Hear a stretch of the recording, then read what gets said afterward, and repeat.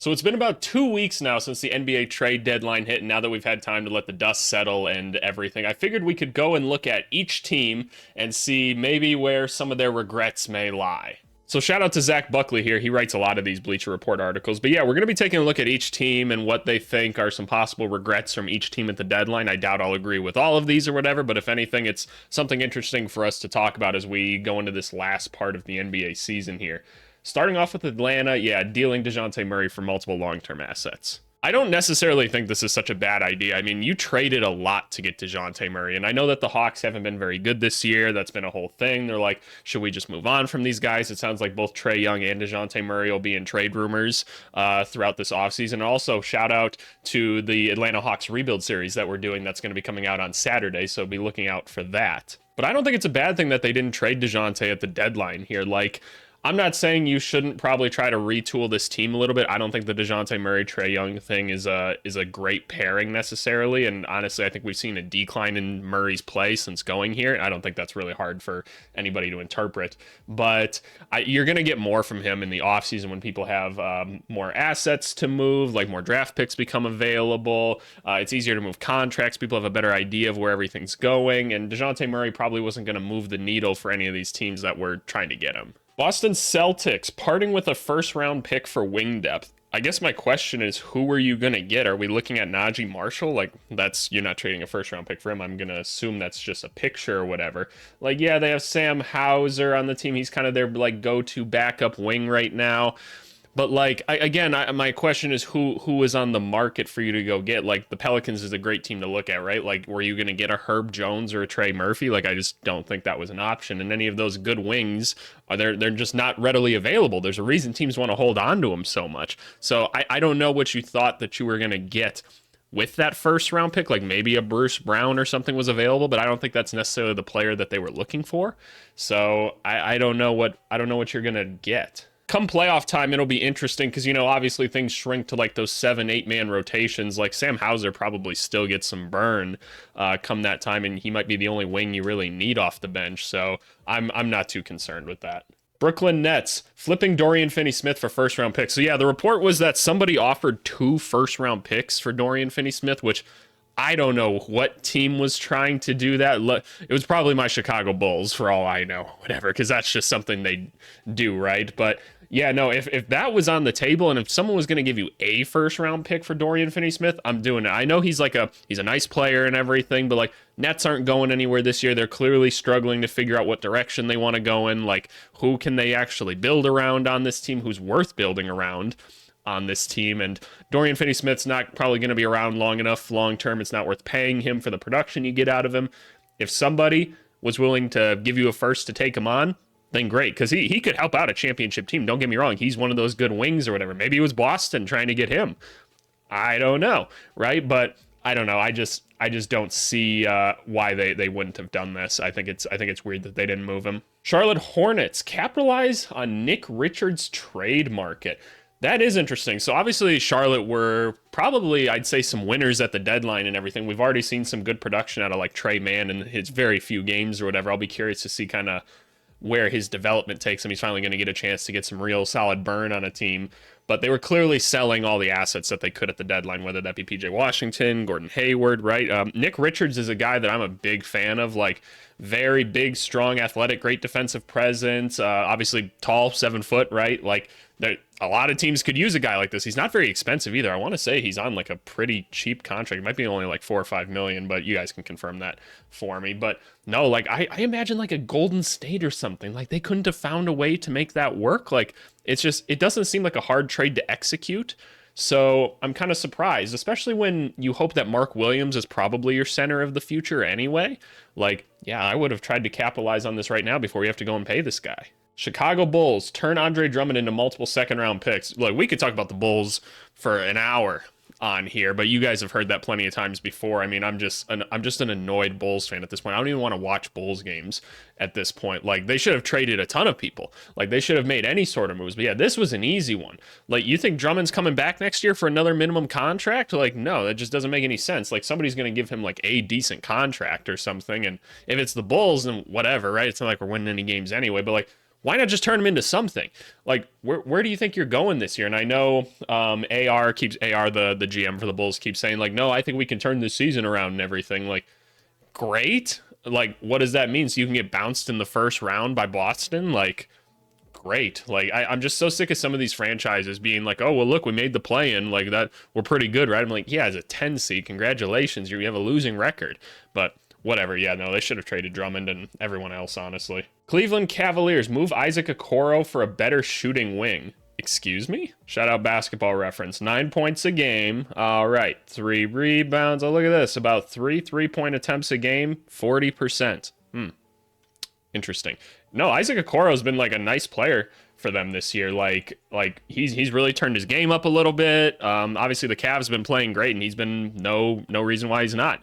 Defense always been great for Okoro, and the shot has started to figure itself out a little bit. So I'm a little bit confused with this take here, honestly. Like if Cleveland needed anything, it was probably a reserve guard or something like that, or maybe like another backup center or something like that. But I think they're doing okay on the wing. Dallas Mavericks paying up for a premium 3-and-D forward. No, like, I know we're probably grasping at straws to figure out a way in this article to say that the Mavericks need to do better, but the Mavericks had a great deadline. Picking up Gafford and PJ Washington and everything for what they gave up, I think they were absolute steals at the end of the day, especially considering the contracts those guys are on and their age. Like, they're going to be around on this team for at least like 3-4 years each. You're not paying them much, so even if you decide to move them again, you could to go get one of those dudes. But like, I don't think like a Kyle Kuzma or something was really going to be the answer on this team anyway. Now, I will say Kuzma has shown that he's really good without the basketball when he wants to be. But as some of you have said in the comments before too, you're like, I don't think Kuzma probably wants to give up the ball at this point, and that's all speculation. Who knows? But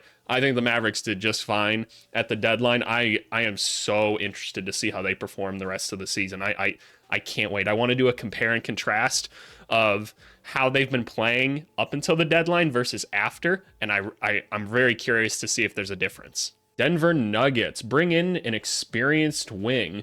Yeah, no, that's probably fair. This is what happens with championship teams, right? Like all these dudes that were kind of low profile dudes, a la the Bruce Browns, right? Like once you win the championship, they go get their big contract and their big payday somewhere else, and you kind of struggle to put together those bench lineups for a couple years or something. But soon, like if they go deep in the playoffs again, they'll end up getting dudes on like minimum contracts to try and win championships, things like that.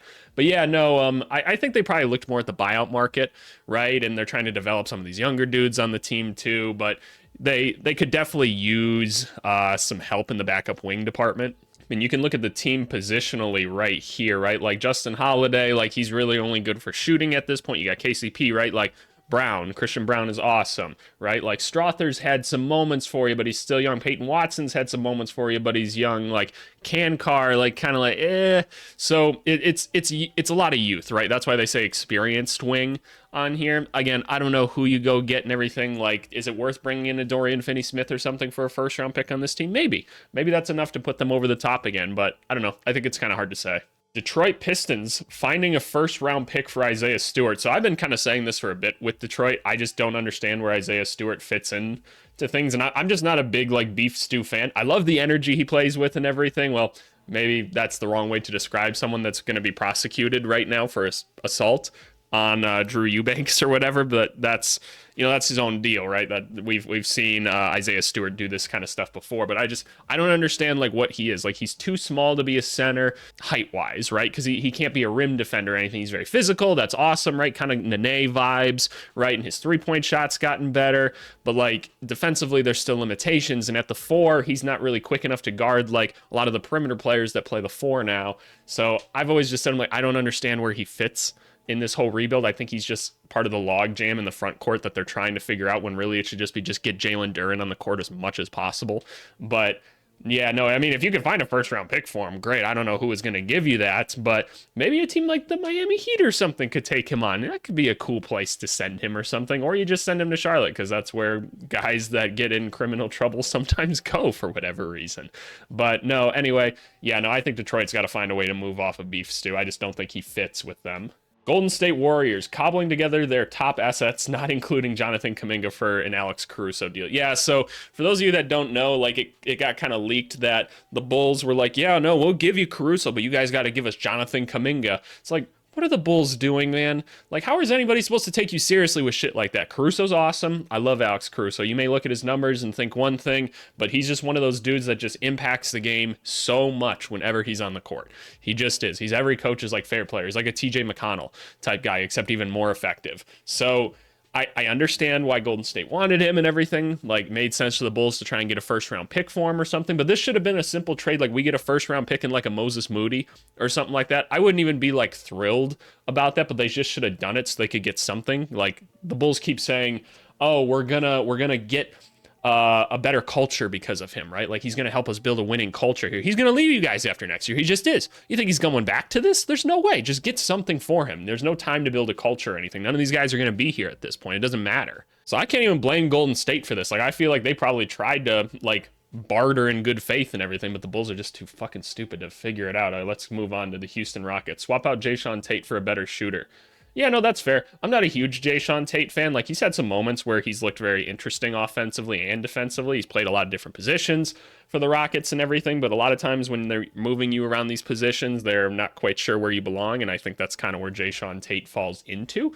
So I don't know exactly like what you're swapping him for, who you're moving him to or something. Maybe there's a not winning team that wants to take him on to see if maybe they can develop him. Obviously, he was brought in during those Houston days where they're like, yeah, let's have all the young players, and eventually some of them will work out, and he looked kind of promising there at points. But now they're like, okay, that's a horrible way to build a team. Let's actually have some vets on the team now, and he's kind of fallen to the wayside. So I don't know. Maybe we could find a different place to move him or something. But you're probably only getting some seconds for him. Maybe put him on again. Well, the obvious solution is always just move these dudes to Miami and the island of misfit toys that they have. Always find a way to make it work. Indiana Pacers sacrifice point guard depth for draft assets. I guess why? Like, the Indiana as a franchise is one of those franchises that never like tanks. That's not what they do. And that's why they're always like consistently a solid team, right? Like, they're always consistently in the playoffs, and they're trying to build something around Halliburton and everything. So they're trying to say, hey, we can get rid of McConnell or something, get some assets. Somebody will want McConnell. McConnell's a very valuable player and everything, but like, just keep trying to build it, right? Like, you've got assets here. I was bummed they had to get rid of Buddy Hield because I think that was just a great pairing for them and everything, but it sounds like he just wanted to be somewhere else. So that is what it is. But if you're Indiana, just keep trying to build the winning team, right? So I don't think they had to do that for any more draft assets, especially for like this upcoming draft class. Like, just not a huge fan of it. I could be proven wrong, but from all the film I'm watching and the people I'm talking to, that's kind of the consensus as well. So I don't know. I'd rather just have McConnell and try and win as many games right now as you can. Los Angeles Clippers turn Bones Highland into a playoff-ready wing.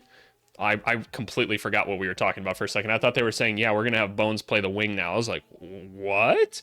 Yeah, so there's this whole thing with PJ Tucker and Bones, how like they get like no burn now on this team and they feel like they can still contribute and everything. Yeah, Bones' development, it's too bad. Like, he has a lot of skills and everything, primarily just as like a backup scorer, a Jordan Clarkson type player, if you will. That potential is 100% there. PJ Tucker can still probably rough some people up and hit some corner threes, right? That's what he's been doing for the past like 5-6 years. That's awesome. They don't fit into this current Clippers team. The Clippers are winning without these guys. Probably would have made some sense to try and move a guy like Bones to try and get another wing, like they were saying. Come playoff time, maybe you just have a floor spacer, like not Sam Hauser specifically, but a guy like that. Who knows? Maybe it would have been a Joe Harris or something like that. Who knows? They can just go get Joe Harris now, obviously.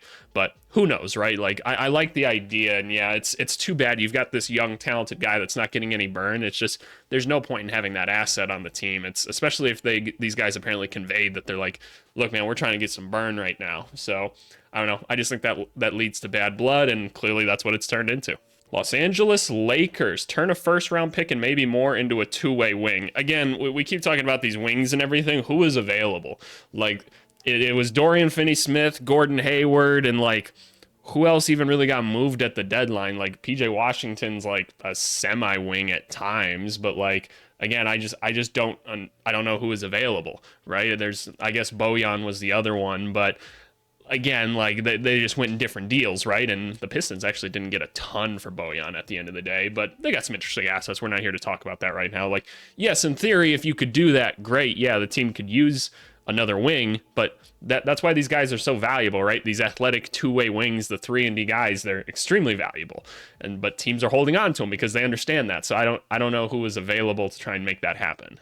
Memphis Grizzlies, find an asset or two for Luke Kennard. I'm kind of on the boat with that. Luke Kennard, phenomenal shooter and everything. His defense is pretty his playmaking's pretty and everything, right? But great shooter, very consistent basketball player. And there's a place for a guy like this on a lot of teams, right? There just is. But for Memphis right now and where they're at long term, especially with the way they're trying to construct themselves to have as much flexibility in this offseason as possible, I think probably moving Kennard was a beneficial move to explore, and I'm sure they did explore it in some capacity because I think he makes like $10 million even still next year, which, for sixth, seventh man, it's pretty reasonable at this point. But I don't know. Like, I feel like they probably want to have a different asset than him or something, and they've got a lot of guys that they've been finding, right? Like Vince or something that can probably play that role, whereas I shouldn't say the role as like the shooter that he is, but maybe the reserve 2, 3, something like that. So I don't know. It just would have made sense for me if I'm the Grizzlies GM to open up some cap space,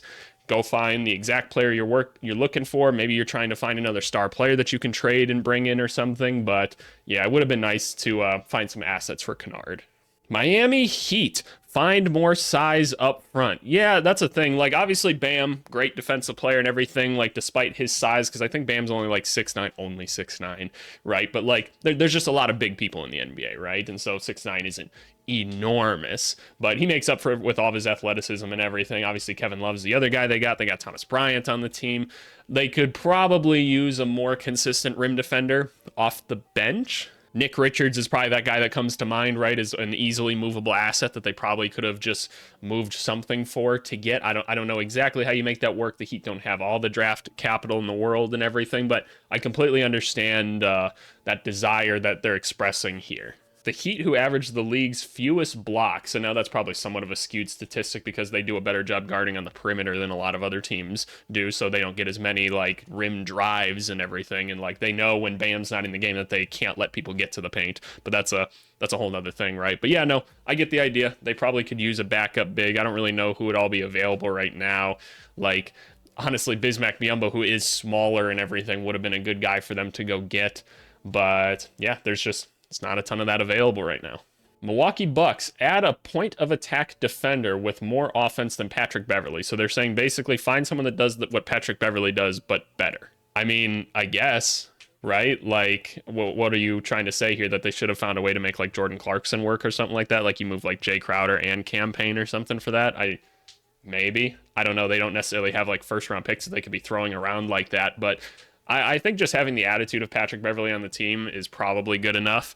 Yeah, you could always just say, hey, if they had a better player than this player, then it'd be better, right? Like, that's just obvious logic. But I don't know. There's nothing like that was available. So if it was, like, it would have been moved and someone would have gone to get it, right? But adding Pat Bev to the team for Cam Payne was pretty much a no-brainer trade. Minnesota Timberwolves, curious about this one. Sending out Kyle Anderson and a sweetener for a volume shooter. Yeah, no, that makes a ton of sense. Kyle Anderson seems to have lost all confidence in his ability to shoot. I mean, just look at his shooting form. I mean, people rack on him for that all the time. He's a very smart basketball player, though. Like, good passer, nice rebounder, solid defender, like, very quality NBA basketball player. He can't shoot, and there's not a ton of shooting on this team. So you'd like to think that they could try to find something, right? Like I think a Joe Harris would benefit this team a lot if you could sign him quick. But yeah, if you take Kyle Anderson and sweeten it with some seconds or something, what does that turn into? I don't know. Maybe that could have been a Dorian Finney-Smith or something. But again, there just wasn't a ton out there to go get. Like maybe an Alec Burks is someone that you could have gone and got if you talked earlier. Although wasn't Monte Morris in that trade? Yeah, maybe they could have packaged that in as well into the Monte Morris trade. So I don't know.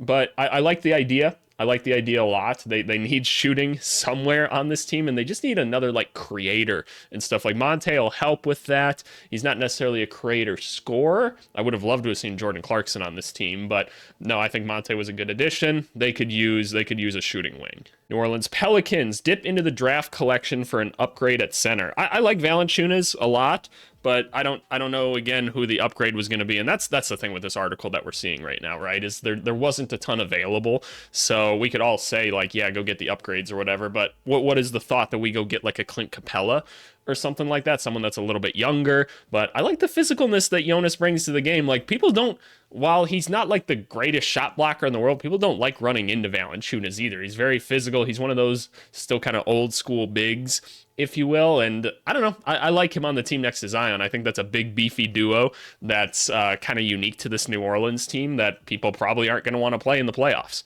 As far as like finding a reserve big or something though, like, yeah, maybe they could have gone and got like a backup Mason Plumlee or something like that just to play some reserve center minutes for him. But no, I'm happy with them sticking with Valanciunas. New York Knicks, oh, what could they have done better? Add a second team shot creator. I mean, like, yeah, if you were gonna just throw the bench lineup out there, then yeah, they don't necessarily have like a go-to scorer, although Bojan, by the time that this whole team is healthy, might be on the bench. So, you know, they'll have it then. But again, like, the starters are going to be in with the bench at all times. So that's just kind of a nonsense thing for them to say. The Knicks won the deadline at the end of the day. They absolutely finessed those deals. So Knicks did fine. OKC Thunder, I'm going to guess, get a center. Yeah, adding a stretch big to play behind Chet. Kelly Olynyk was the obvious one. I'm really surprised at how that move worked. I still don't quite understand the Kelly Olynyk to Toronto thing. That trade just like didn't really make sense to me for either team. So trying to comprehend that. Obviously, well, I shouldn't say for either team. Like, the Jazz got draft capital for Kelly Olynyk, so they're happy at the end of the day. But I just feel like it made such perfect sense to have him on OKC, and maybe that's why the Jazz didn't necessarily want to do that. It's because they're in the same conference.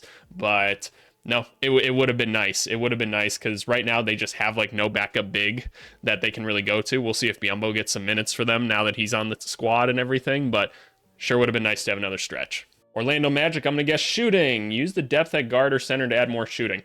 Yep, pretty obvious. The Magic, really good defensively. They've fallen off like a little bit than where we were at the beginning of the season with a lot of things. But yeah, they've got all these point guards where none of them really fit perfectly on the team, and they've got nobody that can shoot. I think holding on to all these guards is a little bit ridiculous to me. Like, they're just kind of in that role where, like, yeah, you can throw them in at the two, but it's not a perfect fit necessarily. Like, Cole Anthony goes and gets all of his buckets, but he's not very effective in a lot of areas, and so maybe you can turn him into something else. I feel like somebody else would want Cole Anthony, and I don't think you necessarily need him on Orlando. So if you could go find a wing to be a backup on this team and be a 3-and-D guy, I think that would have been cool. If they could have brought in like a Gordon Hayward or something, probably would have been a good addition for them, especially because it would have brought a veteran onto this team.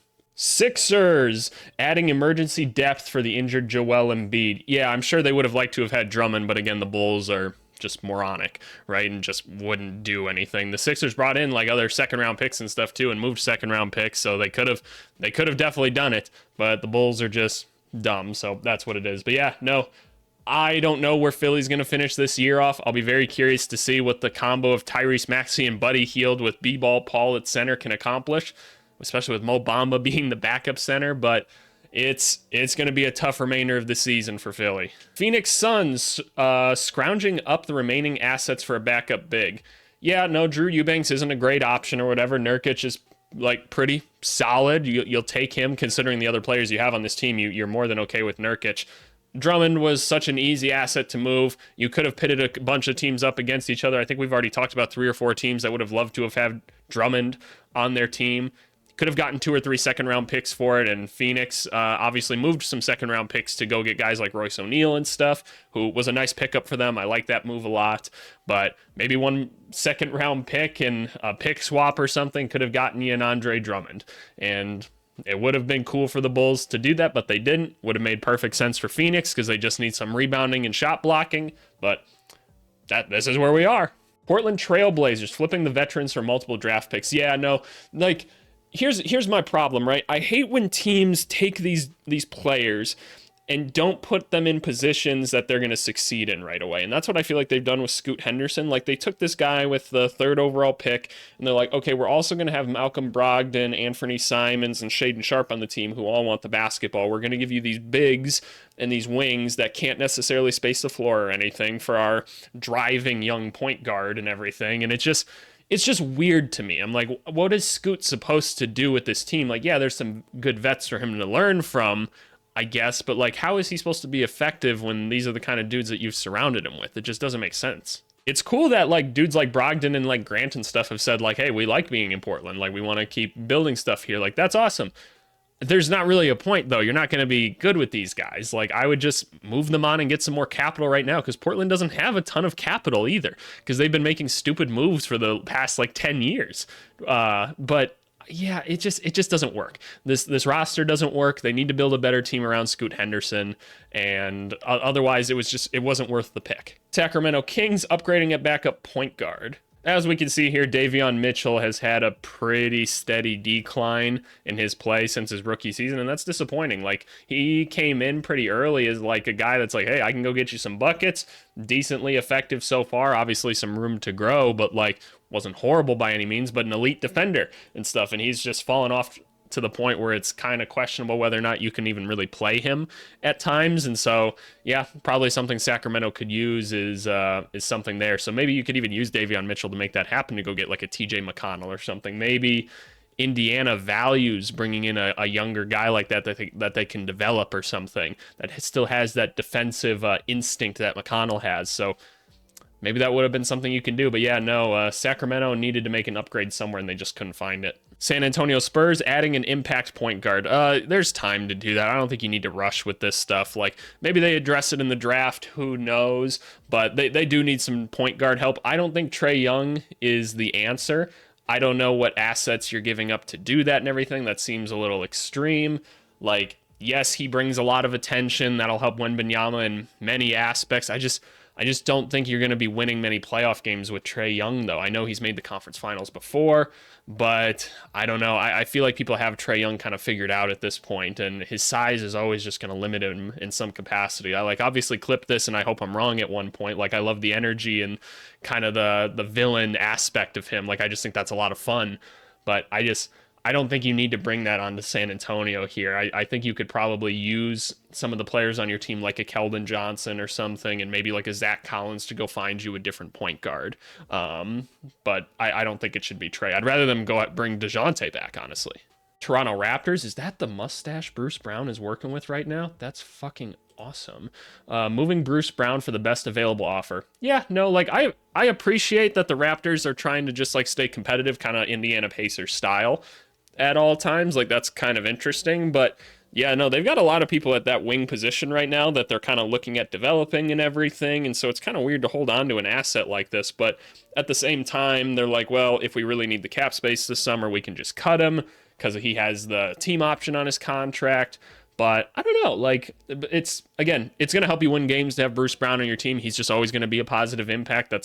That's what he does, but yeah, it probably would have been cool to get something for him. Utah Jazz turning Jordan Clarkson into a future first-round pick and more. Yeah, you could at least get a first-round pick for Clarkson. I don't know who's making that move to happen. I'm just kind of running through my head of teams where maybe it would have made sense to do. Like the Timberwolves is the first team I think of, but they don't have a ton of draft capital or anything. Like, the Pistons don't need that position or anything. Like, maybe the Knicks, like, they didn't end up trading a first-round pick, so yeah, they absolutely could have done it. Oh my God, could you imagine then after that Bojan trade, they're also like, oh, by the way, we're sending a first-round pick to Utah for Jordan Clarkson. Would have just been like, what? Like, so yeah, okay, I'll blame them for that one, that they didn't make that one work, since they still have the assets to do so. And then Washington Wizards turning Tyus Jones into multiple draft picks. Yeah, I don't know, like maybe like some seconds or something like that. I'm not sure you were getting a first-round pick for this Tyus Jones, but Tyus Jones is a valuable player wherever he goes, just plays solid point guard minutes and everything. Like, you don't need to send him to San Antonio. Like, I don't think they needed like that kind of an upgrade. Like, him and Trae are pretty like symmetrical in their play style. But yeah, no, if you were Washington, to me, I would have taken, and they did with one of them, and I think I said before the deadline, I'm like, I'm taking Daniel Gafford and Tyus Jones, who are probably my only assets outside of Coulibaly that people are actually interested in, and I'm sending them elsewhere because I want to get something for these guys because I don't have nearly enough draft capital for how bad I am. Maybe you could even patch on a Johnny Davis or something for that, which they might just cut right now, unfortunately. And I love Johnny, I really do. Like, I know him personally, but I don't know, man. It's unfortunate. It just has not worked out for him there. So yeah, Wizards probably should have done something to move on from him and get some sort of asset. But yeah, y'all, that's it. That's kind of our trade deadline recap, if you will, looking at some possible regrets some teams had. Obviously, Dallas, New York, Charlotte had great deadlines and everything. The Bulls absolutely lost it. So the Bulls should have every regret in the world. But hey, you guys let me know. What do you wish your team would have done at the deadline? Whether it's selling someone, buying someone, y'all let me know. But make sure you subscribe, like, do all those things to make the YouTube algorithm happy so that my weekly review stops yelling at me each week to tell more people to subscribe. But yeah, always appreciate you guys. Thanks as always. Let's get back to the NBA season.